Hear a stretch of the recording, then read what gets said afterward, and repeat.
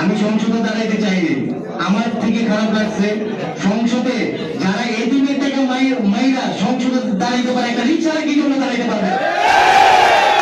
ঢাকা ৮ আসনে প্রার্থী হতে জাতীয় নাগরিক পার্টির মনোনয়নপত্র সংগ্রহ করছেন আলোচিত রিক্সা চালক সুজন। বৃহস্পতিবার রাতে এনসিপি কার্যালয় থেকে মনোনয়নপত্র নেন তিনি।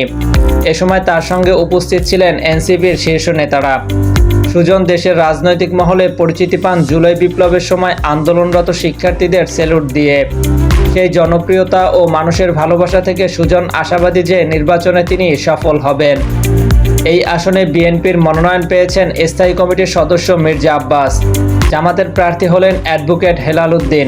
এছাড়া স্বতন্ত্র প্রার্থী হিসেবে নির্বাচন করছেন ইনকলাব মঞ্চের মুখপাত্র শরীফ ওসমান হাদি।